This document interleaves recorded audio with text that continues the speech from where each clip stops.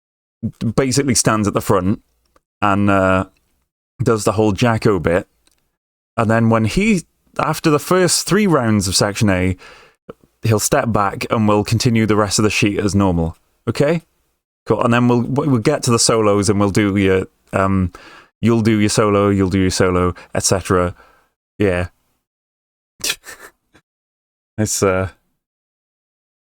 It was a good one. The Chameleon. The Chameleon was the only true. There was another bassist, you see, and so we would take turns sometimes. She was new. I'd been with the band for like every year I was in uni, but she joined during the last year, and was like just learning. So the Chameleon was actually one where we played 2 bass guitars. Shadowy Stranger. Thank you for the follow. I'm glad you like it here. Make yourself comfy in that shadowy corner over there. So she played her bass with all of the mids and treble turned off, so it was just low bass. Doing like do do do do do do do do do do. Meanwhile, I had my jazz bass set to like basically all treble and some mids, and I had like a mild effect on one of my multi-effects pedals as well to make it sound a little bit more punchy and synthy, and I was doing the bit over the top that was like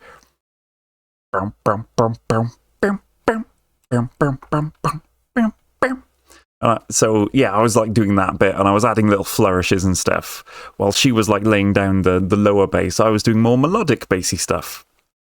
What's your jazz face like, Cup? Can I even do stank face? Mystic Wolfie TTV, thank you for the follow. I'm glad you like it here. I'll be like, oh yeah. Oh, that jazz got some stank on it. Something like that. Yeah, excellent. Hello. Am I just casually completing Sonic 1 in a multi-game stream where I just been hopping between games and I'm like, I'll just complete Sonic 1. This is my technique, by the way. You just sort of run over here. You lead them, you juke them over to one side. And then you just sort of run out the way, and it's easy. You don't have to do any funny jumping. Boom, boom, boom, boom. Pew. I mean, I didn't get all the Chaos Emeralds. That's one thing. Mystic Wolfie, you're raiding? Hold on. Let me just complete Sonic 1 a sec.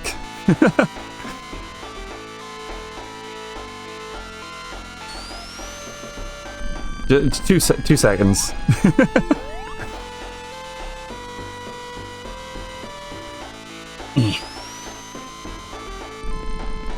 Hey, go on. Oh, no, I nearly missed him there.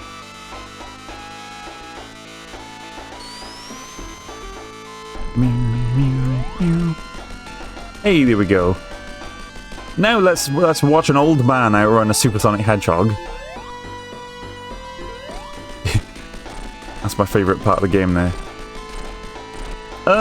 Mystic Wolfie, thank you for the raid. If you don't know me, what a fitting background. My name's Cup, I'm a puppet cat who plays retro games on Twitch, and I've just completed Sonic 1 again. I've played this game a million times. It's just cozy for me. What were you doing before you raided? And what does a Mystic Wolfie stream look like on a good day for those who don't know you?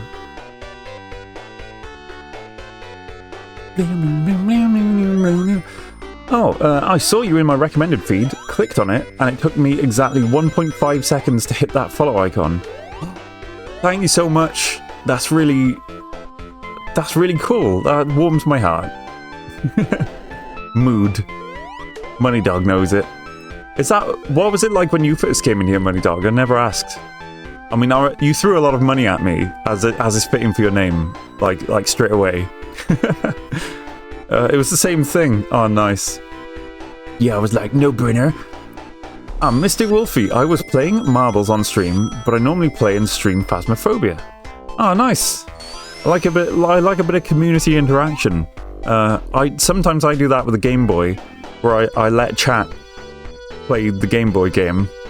A Twitch Plays kind of thing. I waited like a day before subscribing, and throwing money took a month or two. Fair enough. That still feels like straight away for me.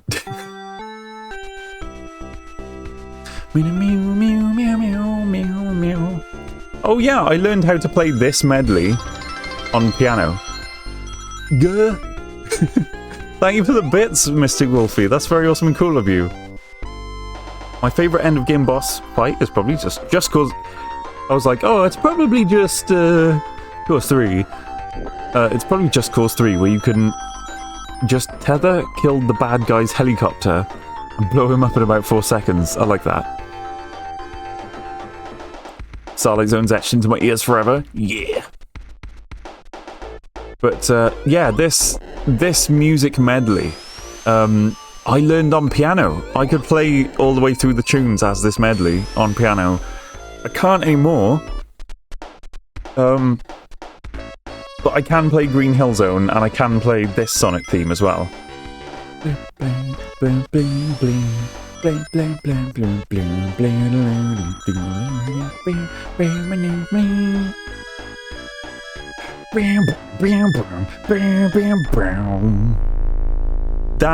That final note is the bottom A key on the piano, and it feels so good being like like the earthquake key on the piano.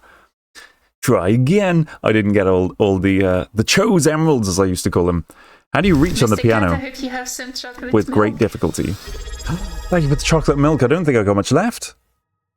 Thank you for the subscription, Shadowy Stranger. Holy dip damn. 3 months in advance. That's almost a whole year. That's nuts.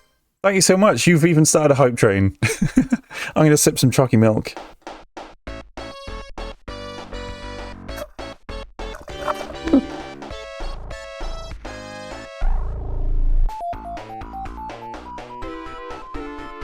You're trying to kill me? What are you doing? That's... God.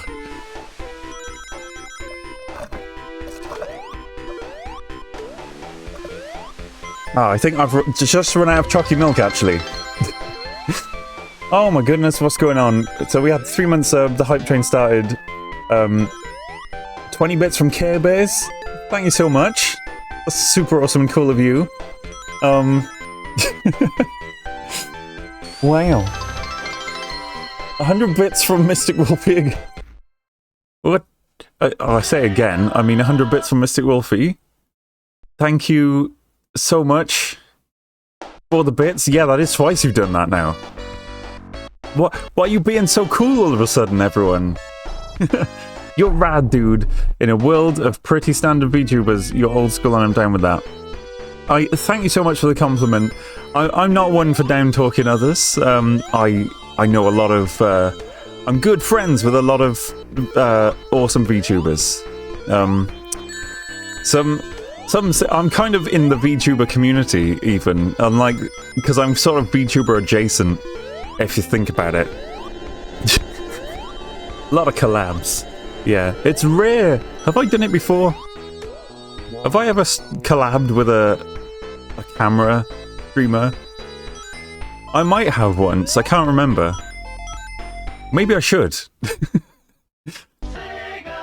I'm actually low on bits. Don't apologize for not being able to spend money on me. Spending money on me is purely optional. I like to encourage people to check out my Ko-fi. Because Ko-fi rhymes with no fee. They said it themselves in their own marketing. I get a lot more of it. I've opted in to giving them a tiny percentage, but it's still a lot less than Twitch takes. And on Ko-fi, your message gets put on this screen here. So these are my most recent donos. They stay there for a long time. Some of them are immortalized in the screen burning. So, yeah. In a lot of ways, VTubing is a sort of digital... Yes, what is a VTuber but a digital puppet? Didn't mean that to mean towards VTubers, I just mean you're doing your own thing. I'm standing out from the crowd. I appreciate it, Shadowy Stranger, and I appreciate you. Cup, can you donate a couple of subs to yourself from me? I spent money on takeout yesterday. When I do that, I don't get anything. If I buy someone a sub to my own channel, it's basically 50% off. Because that's how it works. 50% of the money you pay for a sub goes to me, and the other 50% goes to Twitch in return for not showing you ads, and stuff. But so if I buy one, it's like I just pay half price, and I don't get any. I found that clip of me finishing and game overing in Sonic at the same time on Discord. Ooh, let's have a look. Let's have a look.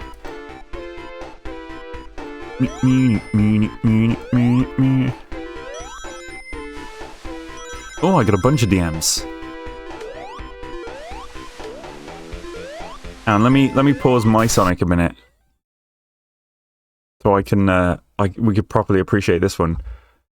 You'll only hear the audio.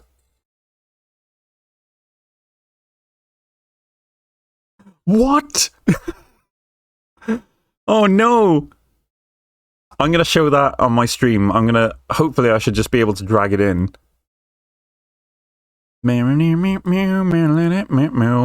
Which audio?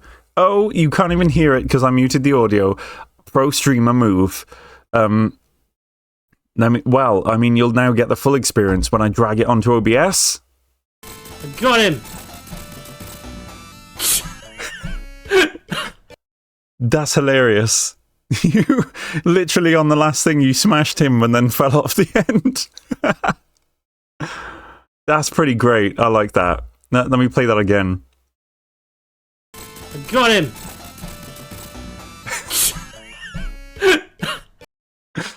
Nice one. Raffy moment. Raffy moment on stream.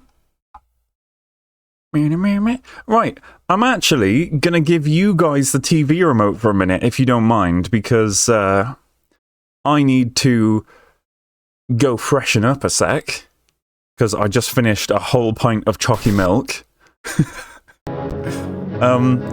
Yeah, be good. I'll see you in like 5 minutes maximum. BRB. Before you die, don't go anywhere. You can make one last wish. Yeah? Well, let's see now. I wish I wasn't Dixie. Hooray! Hooray!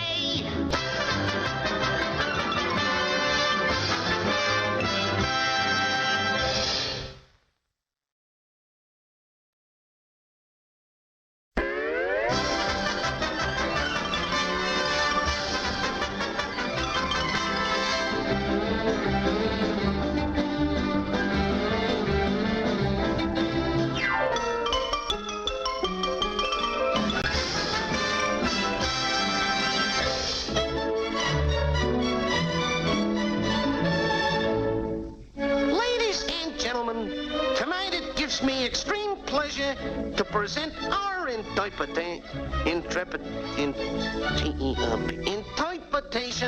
of a familiar fairy tale entitled The Big Bad Wolf and the Three Little Pigs, set to the delightful music of Johannes Brahms' Hungarian dances. As the scene opens, we find the three little pigs building their respective houses.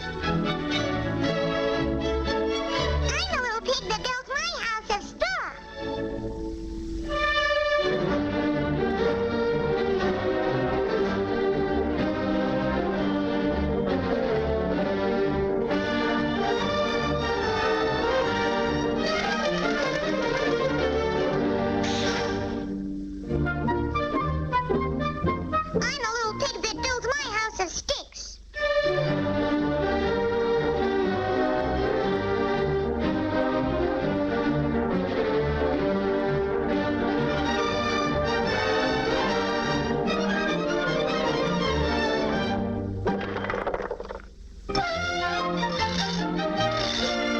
I'm a smart little pig. I build my house of bricks.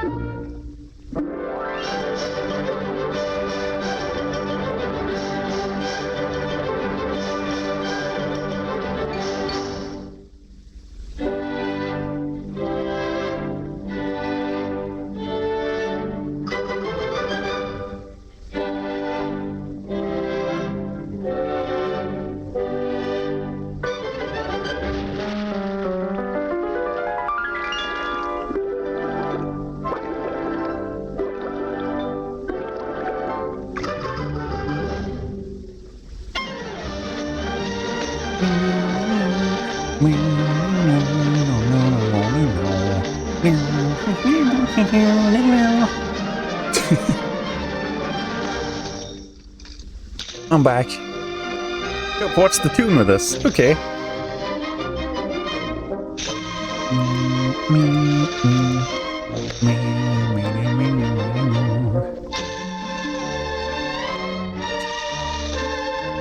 Ooh.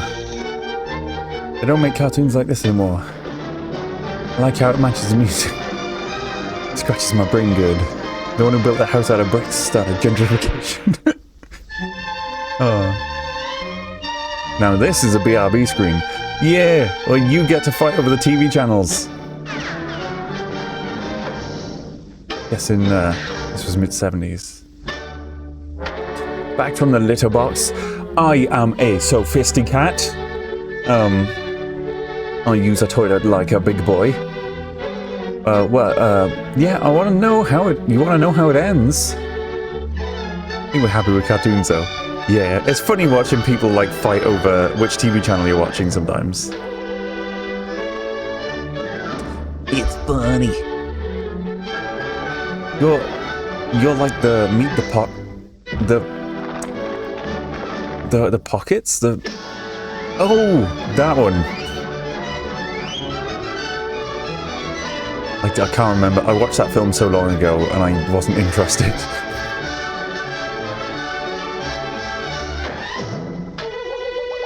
I think it's nice and sweet we can all silently agree to watch tunes. Oh. Yeah. Robert De Niro taught his cat to use the toilet.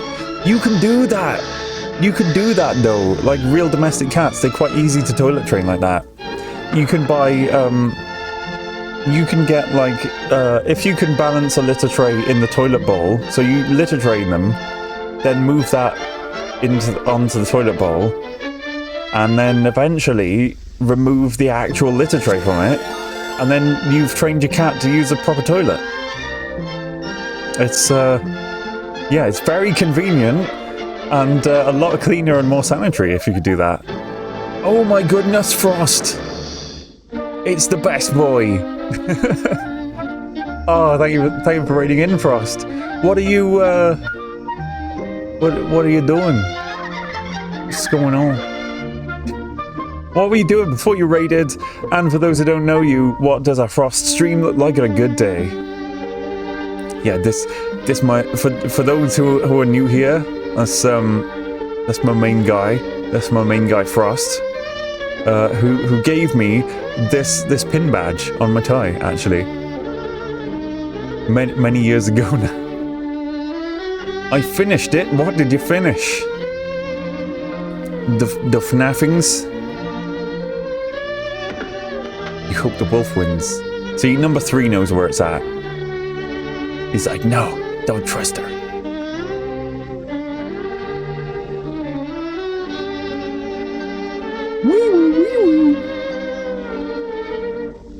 Hi, Justin. We're just watching the end of this cartoon because people want to see how it ends.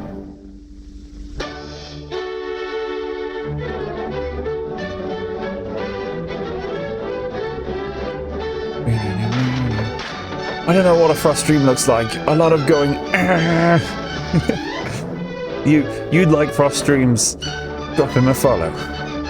Check him out next time he's live. He's very, very, very soft and cozy.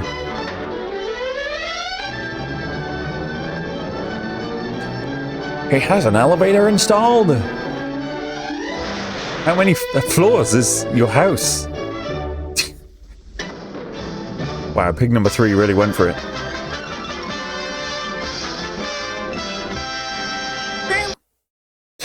And we go back to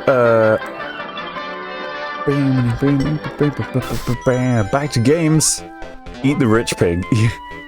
Oh, Cup, did you sort the PO box thing out? As last time, if I remember correctly, you had some kind of issue. Oh yeah, the PO box is good. The thing. Oh yeah, I was gonna like put a thing in Discord about it, about like what to do if you want to send me stuff. But the short answer is, if you want it to be a surprise, ask a moderator, and they can give you my PO box. Has chat been behaving? Mostly, yeah.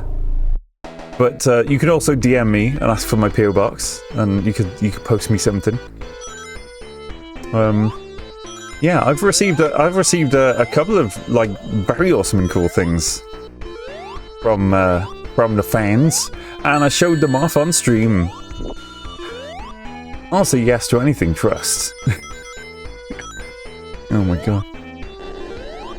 The very least that I need to know is if there's something there, because I need to go check. I need to go manually go to the post office and be like, hello, I'd like to check my PO box. Here's my card. And they go,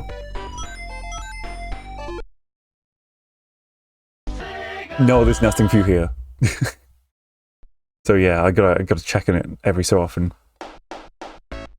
Blam, blam, blam, blam, blam. Last game on my list of games that I often avoid for fear of playing them too often.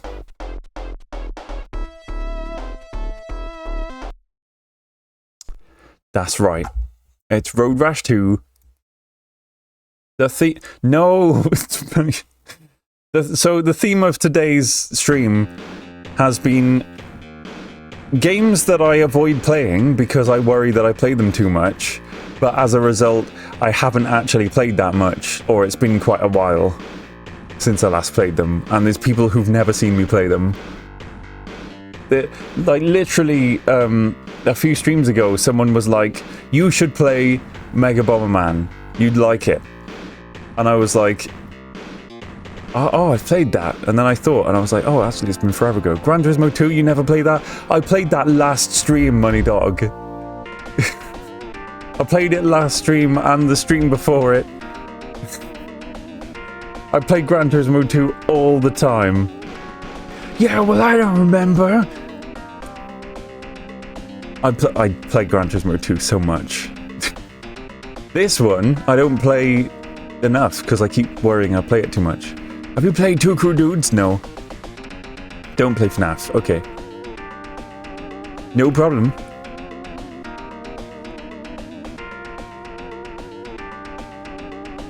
Yeah, Gran Turismo 2, I do genuinely, unapologetically play all the time, very much. Are there any modern games you like, Cap? Yeah, there are lots of modern games I kind of play on my own time. But are you playing this one too much right now to play Gran Turismo? No. Nuh-uh. I want to, like, set my name and everything properly. Because this is one of the few games I can actually type my full name.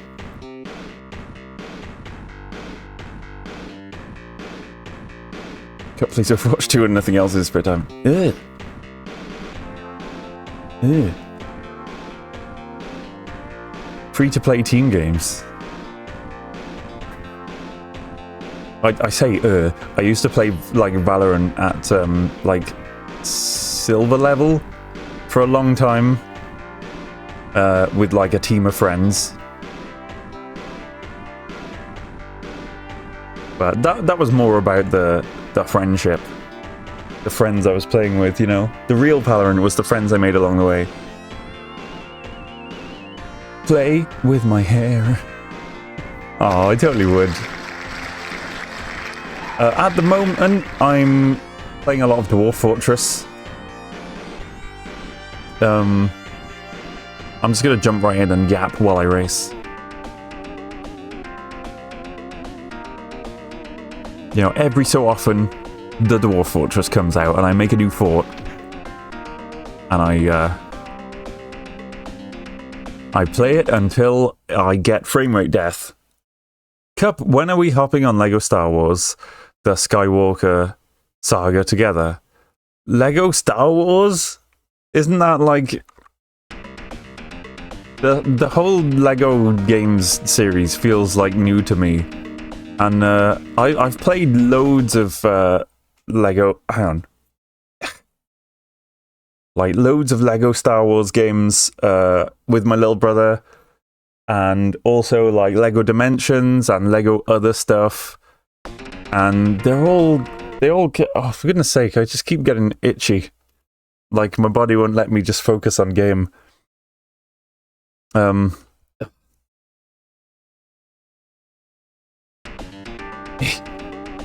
Yeah, I don't know, the newish LEGO games just all feel like the same thing, and then they made LEGO Dimensions, which was even more of the same thing, but with £1 million billion worth of DLC. I think I'm just a bit sour about it, because my only exposure to those LEGO games has been my dad complaining about how expensive it all is for my little brother who wants all the DLCs. It's like, I've already bought you... I don't know how many LEGO Dimensions things. Do you play them? No. So why do you want another one?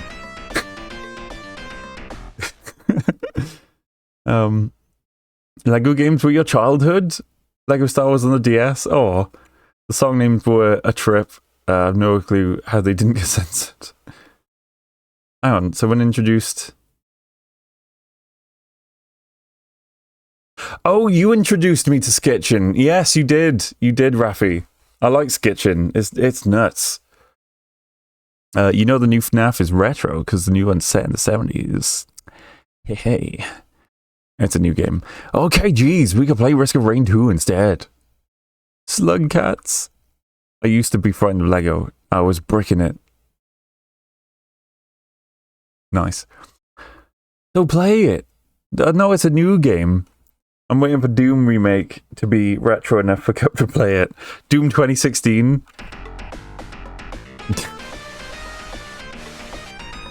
I've already kind of drawn a line just after... I think PlayStation 1 is kind of the latest I do. Sometimes I've touched on a little bit of PS2. Maybe a little bit of GameCube. A little bit of Dreamcast. The newest console I've ever played on here was my real hardware, Nintendo Wii. Mainly because that was the newest console I ever owned as a kitten. That was the end of the nostalgia for me, was the Nintendo Wii. So it's like, yeah, Nintendo Wii is my personal nostalgia. Defining what's retro is always like, it's personal. I think it's a personal question, what's retro to you? Because it's all about your personal nostalgia.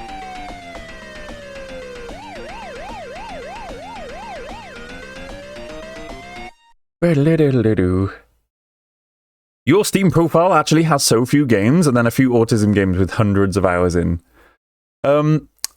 My Cup as a Cat Steam account is not my primary Steam account. Yeah. I'll just say that much.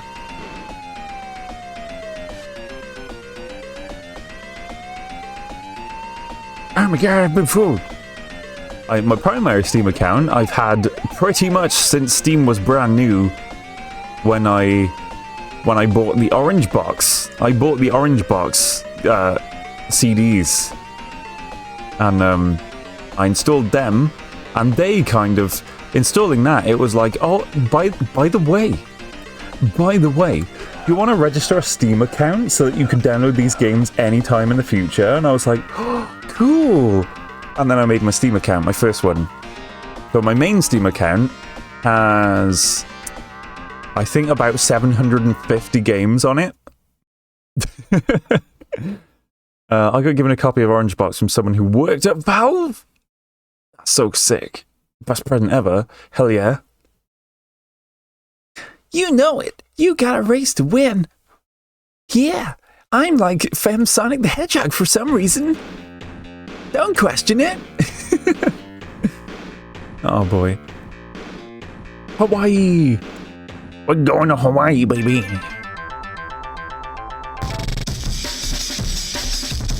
Yeah. My Balatro thing is wearing off. I've unlocked all the Jokers now.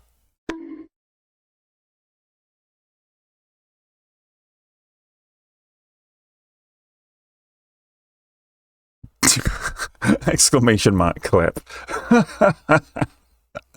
Imagine me having third-party bots in this channel.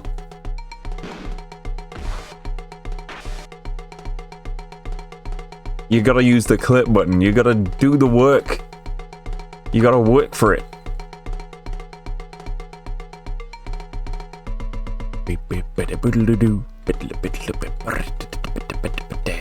I'm doing the work, damn it.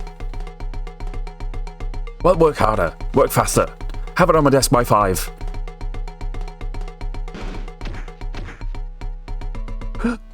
Ooh, the gasp moment. Meow, meow, meow, meow. Meow, meow, meow, meow. Meow, meow, meow, meow. Meow, meow, meow, meow. Meow, meow, meow, meow. Meow, meow, meow, meow, meow, meow.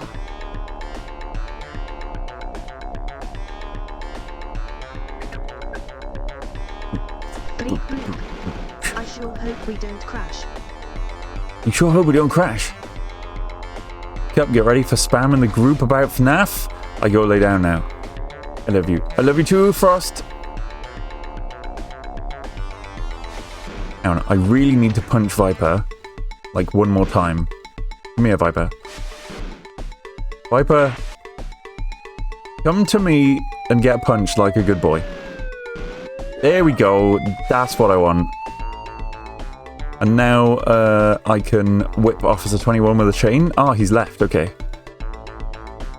Yeah, Viper always has a chain. I can whip it around. I can go be like, yeehaw! I'm a biking cowboy. Yeah! Oh, can't catch me! I whip my chain back and forth. I whip my chain back and forth. Yeah, woo! I like that it lets you do this.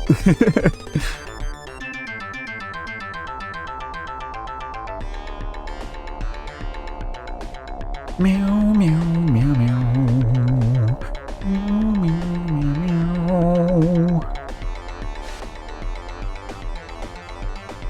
meow.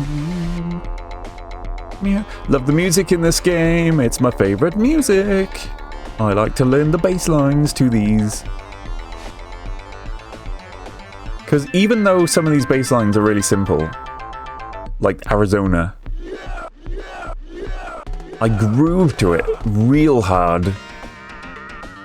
I'll show you what I mean when we get there. Perfect break it down audio timing. Hell yeah. Biff, I think, always has a club. I don't know. I can't remember. Yeah, yeah, yeah.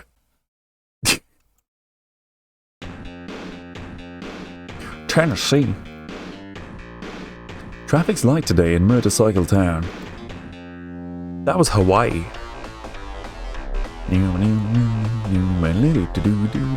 This is a pretty tough bass line to play at speed. This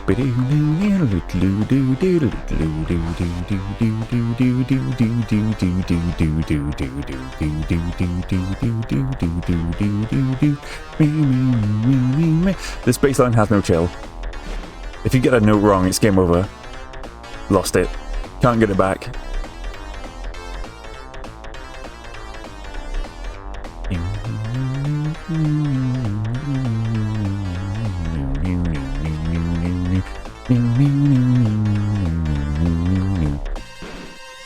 Someone in Discord wants your PO box. It's for I asked them to DM me.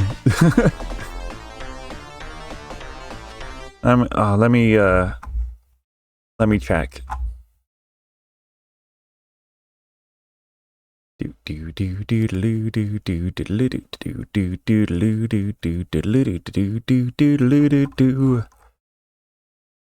Where are they in the Discord? I'm not posting in general chat, am I? Can someone please pass me? Ah, yeah, I actually said during the stream, I was like, oh, hey, Care Bears, DM me or a mod, please. Frost is literally typing right now in Discord. Probably the things that I am saying. Mr. Cat, I hope you have some chocolate milk. Some chocolate milk? Don't mind if I do. I've gone poach for some reason.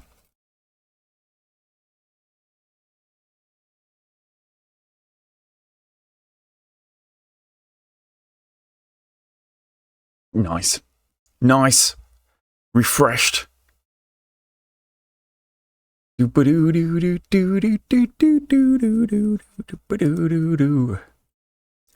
Oh, who dat? I can't see names in streamer mode.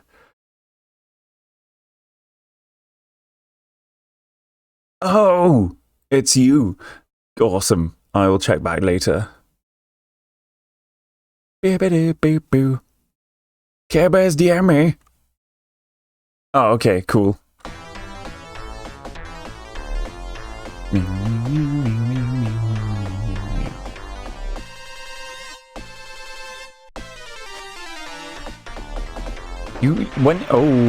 I was texting and driving. When you say fixed Care Bears up, do you mean you killed them, or do you mean you shared my PO box details with them?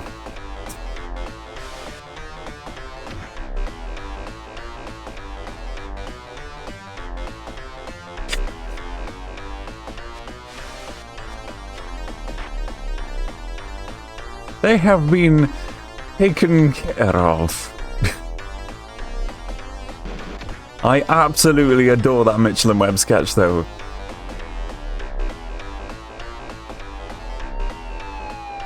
Where he's like, do you mean murder him? Because we all know what happened when you asked us to take care of your grandmother. Like, we need to be, if we're talking about murdering people to death, we need to be very clear about it, please. We've had this conversation before. It's like, well, let's just say it would be a shame if they were to have a little accident. And he's like, okay, there you go again. You're doing it again. Because last time we were waiting around for quite a long time, actually, until waiting for them to have a literal accident.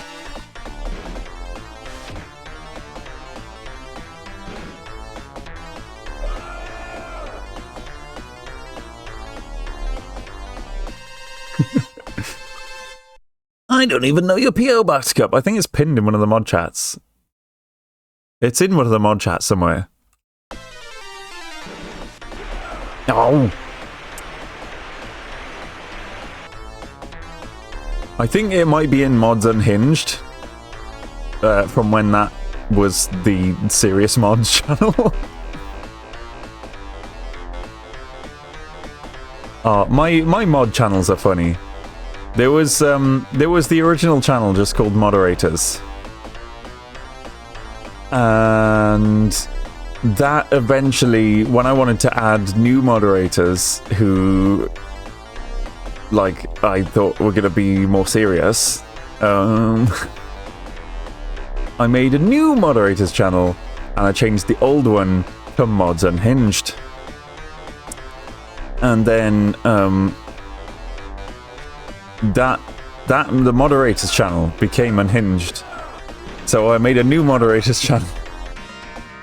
And I changed the old one to... I changed the second one to Mods Unhinged, and I changed the very first original one to Hot Mod Summer, I think. I need to do Tennessee again. So, like, that's the OG original mods from years and years ago. Then there's new Mods Unhinged, and then there's, like, moderation, which is for actual serious business. You gotta have fun mod space. For mods to be fun. There's a mods voice channel now. We should just hang out in there sometimes. I should just have the Cup and moderators fun social time.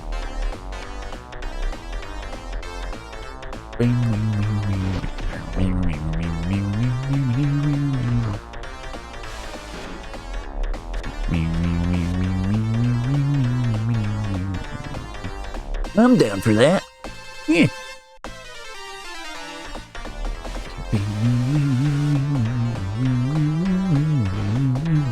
Team building exercises. Give me a chain. Give me a chain.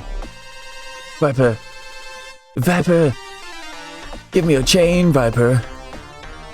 I want to hit you in the face with it, Viper.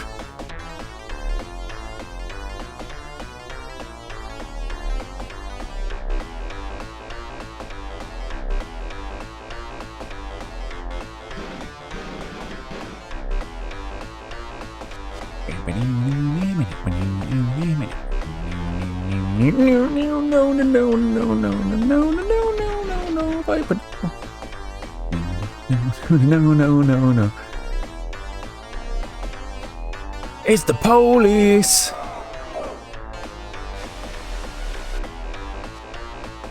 What do we say? We say a cab. I'm down for that. Got it. I'll send my gift out to you tomorrow, Wednesday. It'll be myself in a box.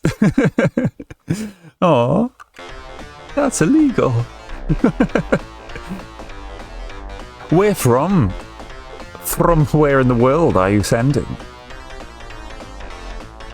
Just so I know, because international post can take a long time sometimes.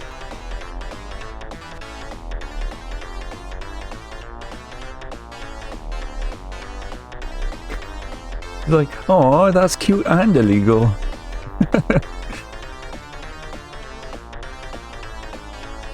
Yup, if I ship myself to you, will you buy me a Guinness? Yeah.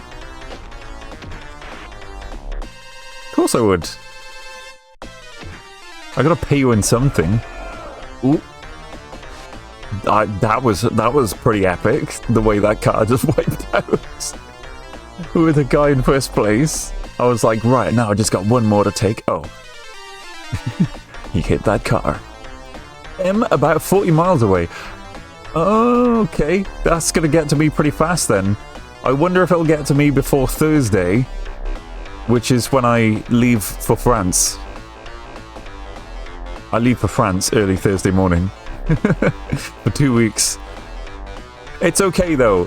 Things can stay in my PO box for up to a month before they start getting, like, annoyed. Oh right, you're going to the yacht country. Excuse me. They've got cheese and wine.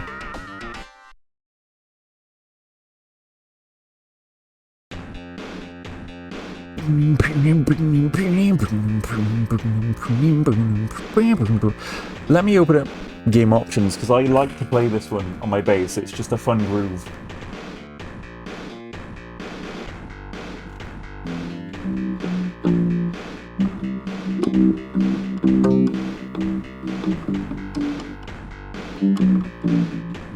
damn it. Trying to play a fretless in tune.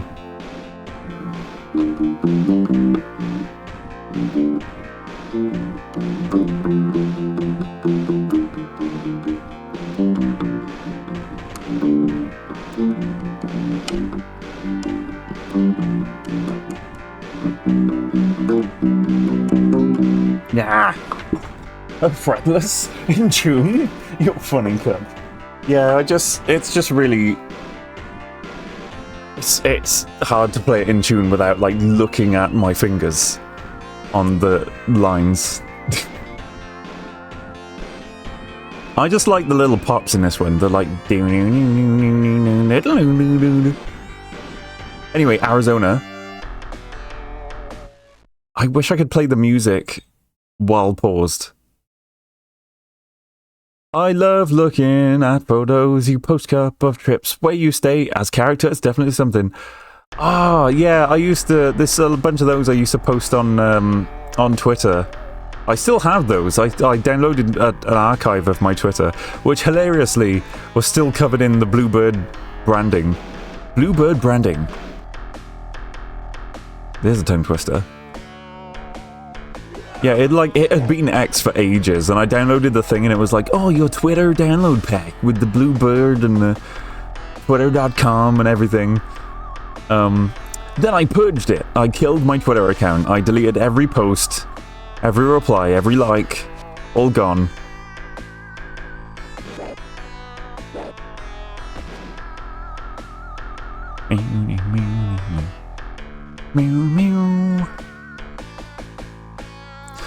But yeah, when I'm really, really just chilling with my bass, like feeling a bit sleepy, I like to play this one because I know it's just like it's just one note. It's a one note bass line.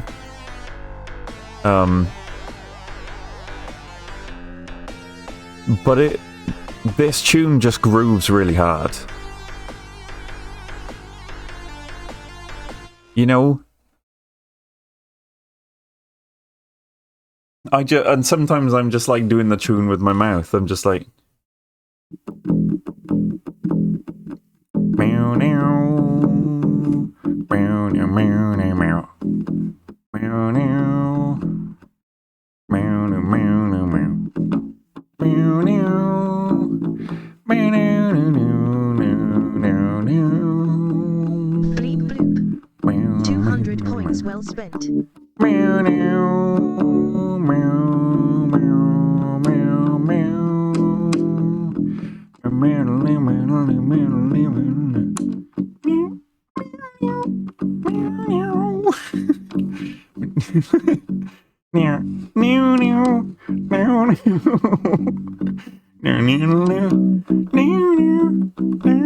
It's gone off tune.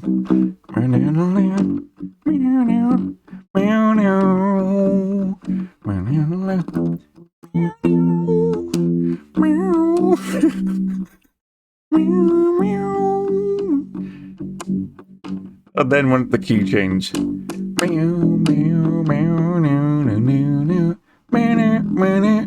But I just like, I could just sit, I just play the tune.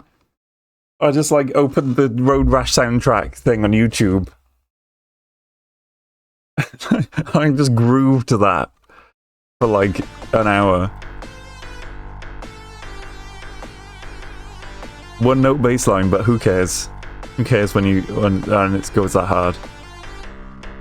It's a bit like, have you heard of the one note trumpet solo? And like the controversy? Oh, thank you. Thank you. Round of applause for my one note bass line. Mostly open strings too, which is fun. Doesn't he know he's still streaming?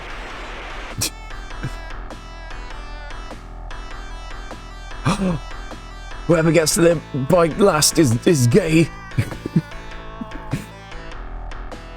Nah, I shouldn't be. Hi Twitch moderator, I'm gay. I wonder sometimes if I should be careful with stuff like that, because no joke, queer streamers have received bans for like homophobic behavior and stuff when they've been making jokes like that. Hi, gay, I'm gay too. Me too. Like, hi, Twitch mod team. I am actually gay. I have the gay card. I have the trans card. I don't use that enough. Anyway, yeah, the one note jazz solo. Oh, bluff. It's where this famously super skilled like jazz trumpeter. He was doing a solo in like the middle of a tune, and it was going off, and it was like, and then he just started going,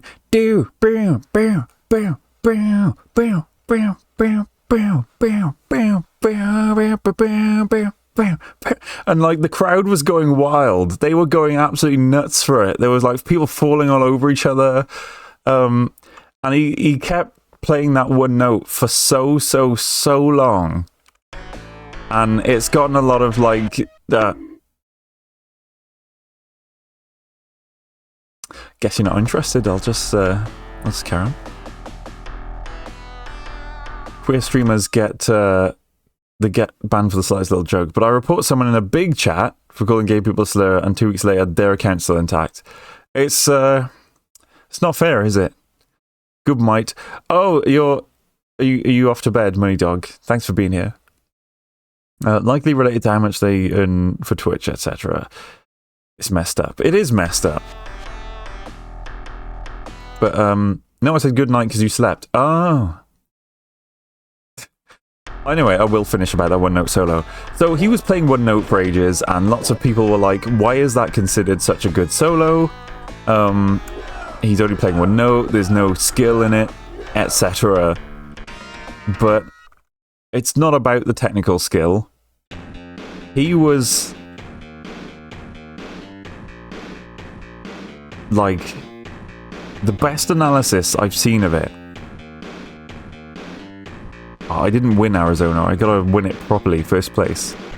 The best analysis I've ever seen of that solo was, I think, Adam Neely's. And he said, yeah, why is fun good? He said the reason the one note solo is so good is if you listen to the whole piece, if you watch the audience and everything through the whole piece, there is such a groove going on. He's well in that groove. The crowd is well in that groove. And what he does there in the solo is he's holding tension. Yeah? It's when you do that in a solo, when you stick with one note for a while, it's tension. It's where is he going to go next? What's going to happen next? I can't wait to hear where this solo goes next. When's it gonna... He's keeping us hanging. He's keeping us guessing. What's gonna happen? Oh my lord. Can he keep us going for that long? It's like, you know, it's that's what it is. Because he knows he's got the whole room in the palm of his hand, he just keeps them in suspense. And they're going wild for it. It's about the energy. And it means that, like, when he eventually does release that tension by continuing the solo, as it were, the crowd goes even more wild. He's reading the room perfectly, and he's feeling it out with his audience.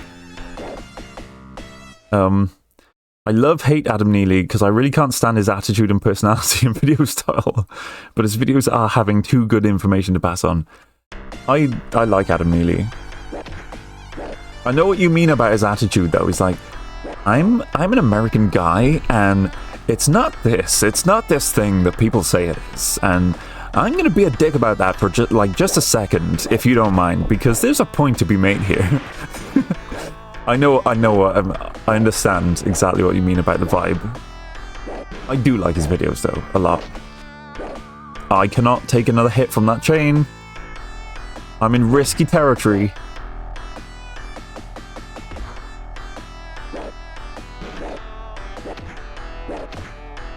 I can't take another hit from that chain. I might be able to now.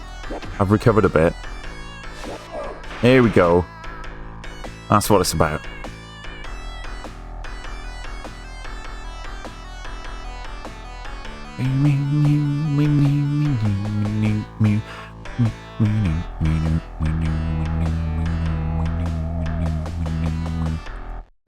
Yup, I'm not a musician or a performer of any sort, but I've long imagined that one of the things that sets great concert performers apart are the other things they do besides great musicianship.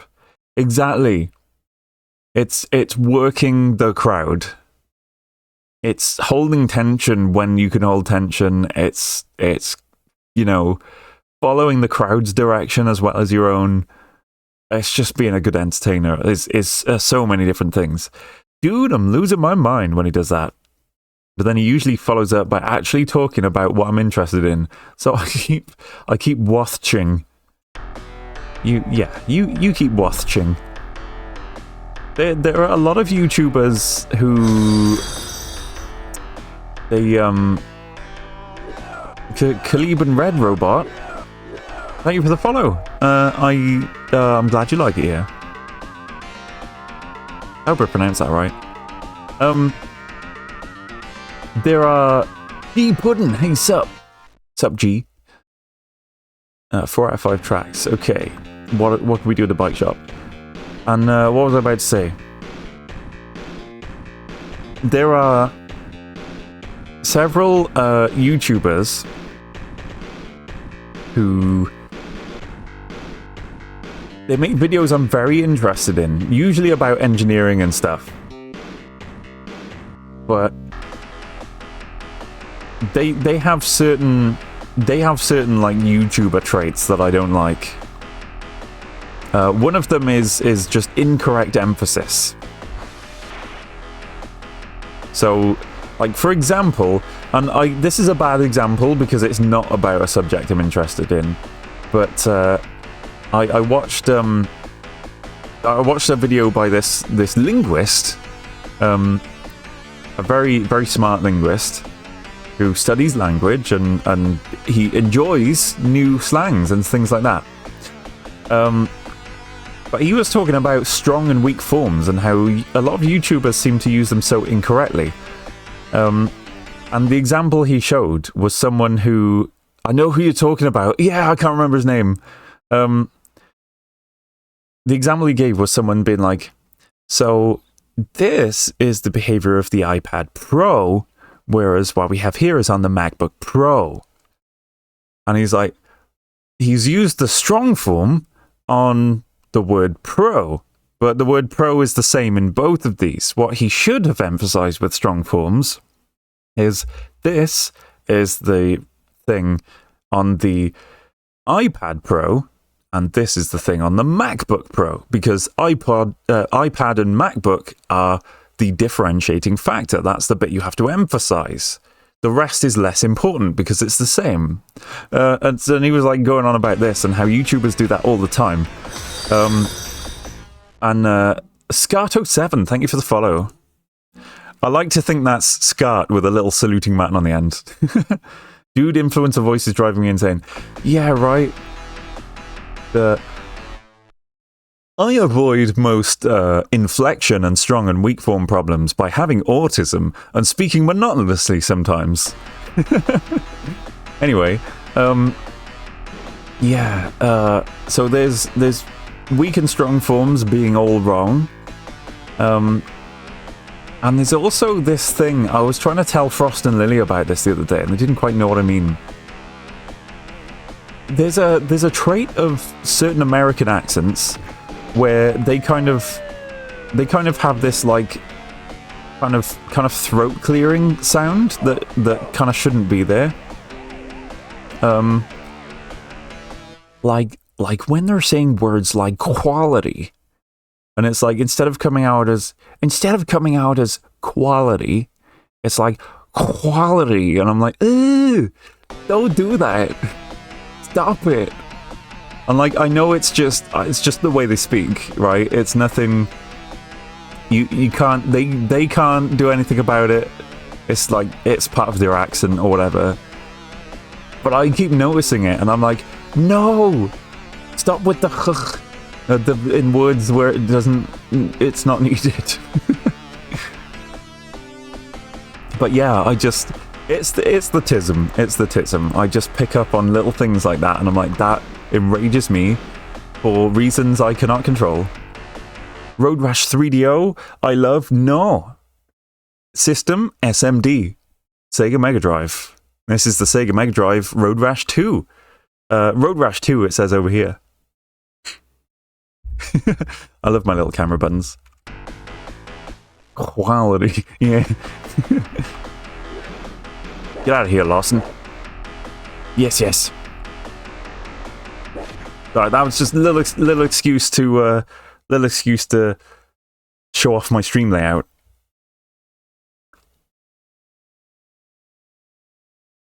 Cranking up the fun. Oh, we're getting fun in here. Do the wave. Do the worm. I did this whole sequence by hand with ASCII characters.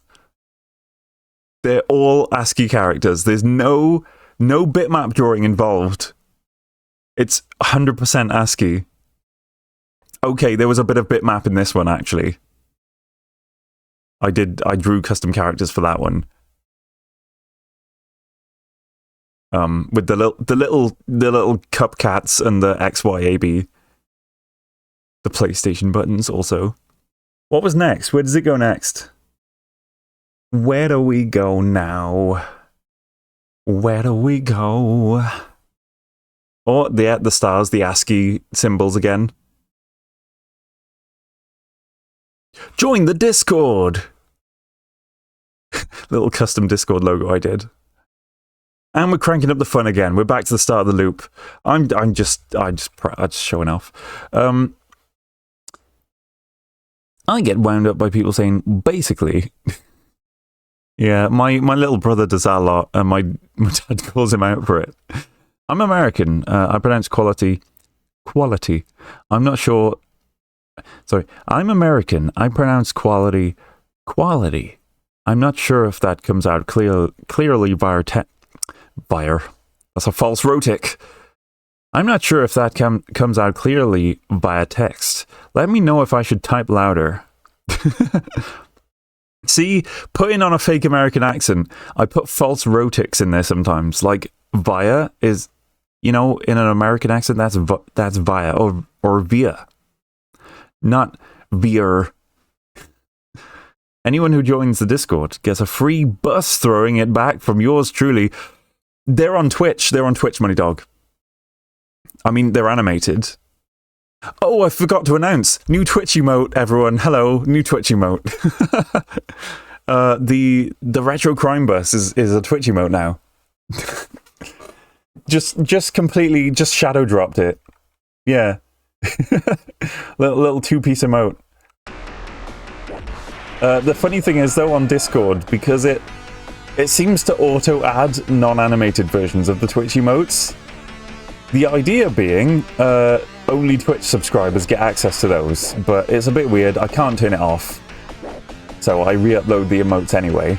So there's like a still version and an animated version. So if you do still front half of the bus and animated rear half, it's like the crime bus is like throwing it back, doing a little booty dance.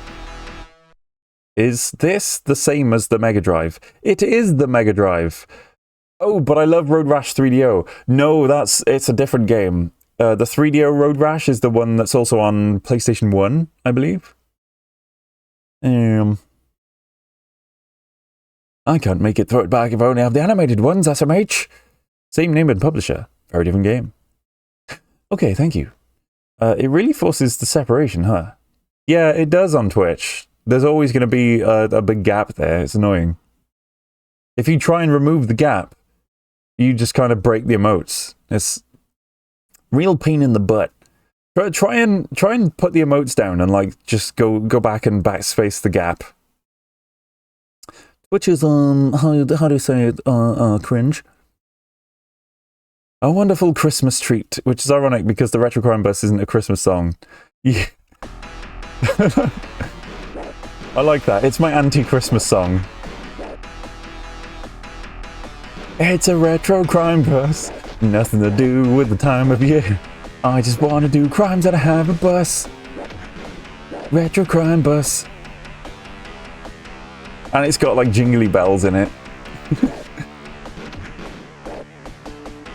First place, yeah.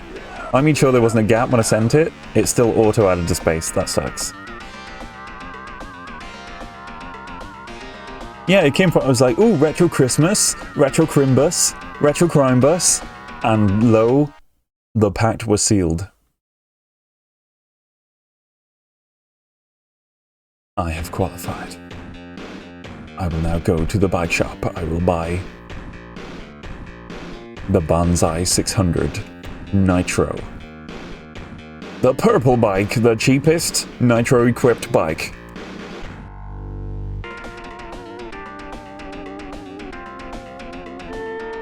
You double tap to use one Nitro boost, which the instruction manual calls turbo boosts sometimes, which annoys me. They're not turbo boosts, they're nitrous oxide injections.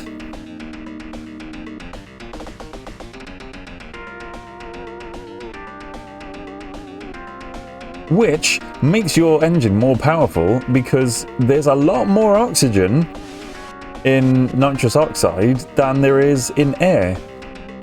So there's a lot more oxygen in there, which means you can burn a lot more fuel and therefore produce a lot more power. This often leads to the question, why not inject pure oxygen into the engine? Well, the answer to that is, number one, that would be extremely dangerous because oxygen fires are just the worst. And also, if you inject pure oxygen into an engine, it burns extremely hot and will, like, melt parts of your engine. Whereas nitrous oxide, as it's depressurized and injected, it comes out very, very cold out of the canister. So it basically, like, super chills the gas in the engine as well as providing tons of oxygen. And it's also a lot safer. If you have a NOS leak, you're not automatically going to have a big out-of-control fire like you would with oxygen. So yeah, safety, controllability, and then actual practicality in engine design. No! Ooh. Oh. Basically, yeah, when I use it, I am basically fighting the thing. Best non-Christmas treat since Die Hard. Hell yeah. Turbo boost. The fan in my engine bay goes vroom. The fan. The compressor, Money Dog. The centrifugal compressor. Or the turbine. It's not a fan.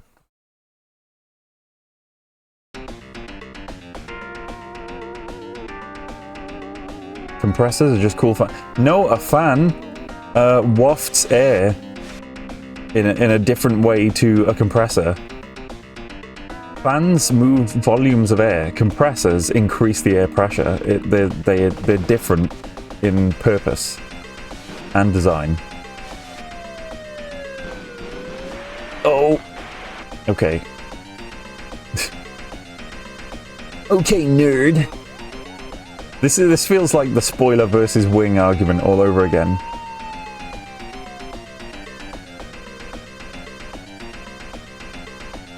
I was like, if it's this and this, it's not a spoiler. It's a wing. Yeah, except I'm right. No. Compressors are not cool fans. They're compressors.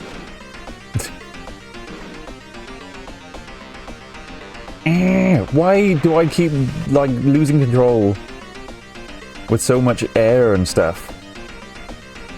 It's because this bike is so light, it just bounces around.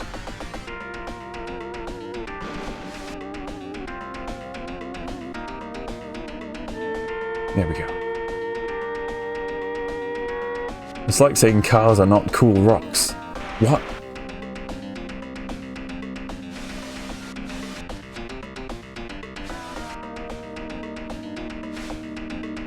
And I would say a car is a really cool rock.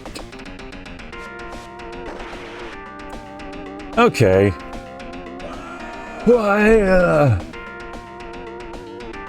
Oof.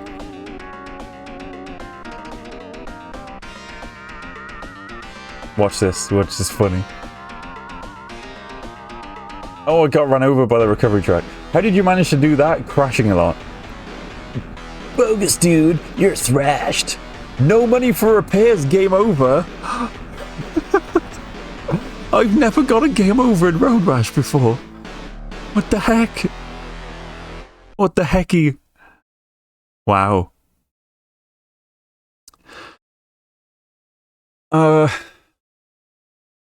I mean, I guess that's game over then. I have been streaming for 5 hours after all. Oh my goodness. I wish I had the mechanical autism buff, not the Simpsons quotes buff. Oh, bless you, Yoniak. That means we get Gran Turismo for 5 hours now. Ha ha ha. Aggressively laughs in your face. Darn you, Slater. He's like, bogus, dude. I did not know you could game over the second game. It's like you... who gamed over the first game? I was gonna game over the second game. Dang it. I was gonna play that. Somebody gamed over it. Yeah. I guess it takes an amount of money away from you if you wreck. And I didn't have the money available. So, game over for me. And yeah, level 1, $1,000, it's just reset. It just reset the whole thing. Fair enough. Fair enough. It's a good time anyway.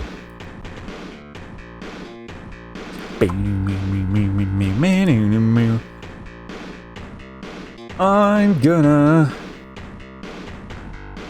find someone to raid. Yuko EX is like, ooh, there are lots of cool people to raid. See, I've never really run for raiding up, you know, like, you know, just find someone who's like a bajillion viewers more than me. I feel bad.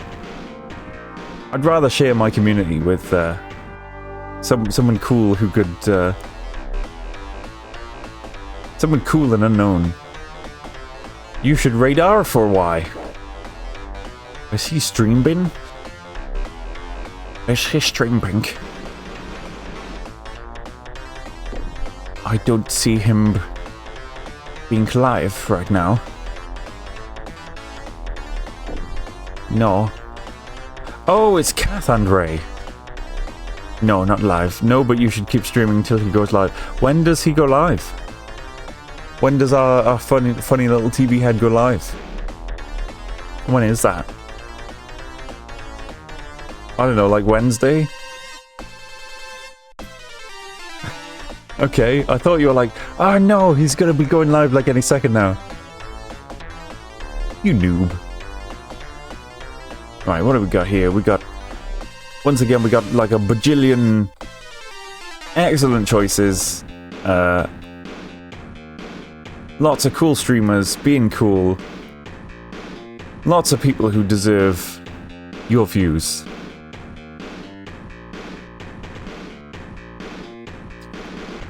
Spoiled for choice. Happy Father's Day. Happy Father's Day to you too, Dad. Am I your dad? I don't know. Some people in chat call me Dad. I don't. That's fine. It's always unsettled me a little bit, just slightly, but you know, I allow it because it's you know, it's comforting to people. Cup is Sonic in the polycule. In the what? That I'm redacting that immediately. Oh, they stopped streaming. Like right then.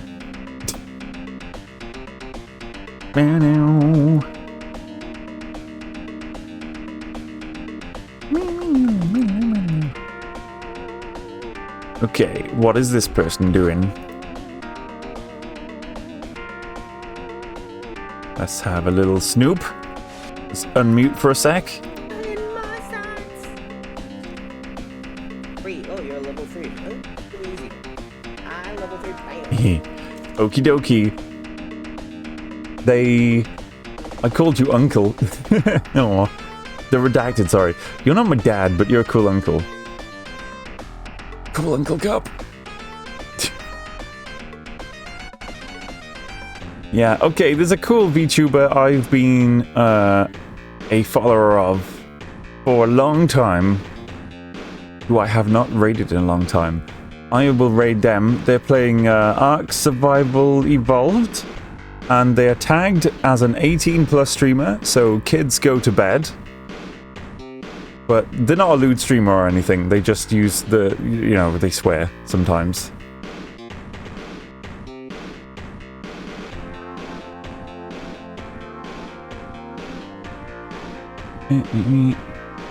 I-E-S-A-N. Yeah, this is someone from, I believe I discovered in like the olden days, the early days of just post-pandemic VTuber Twitter.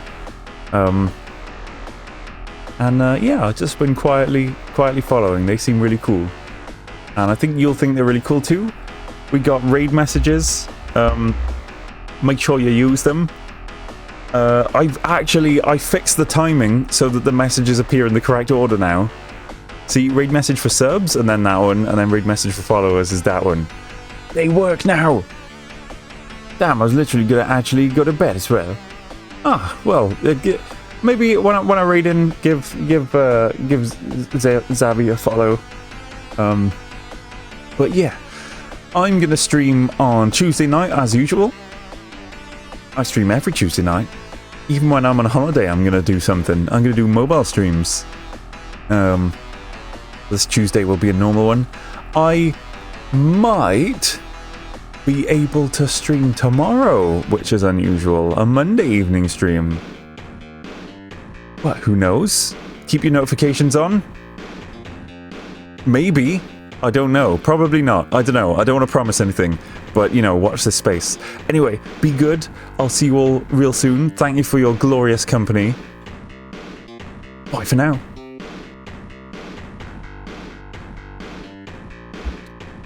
See you soon message, I forgot. Bye! Bye!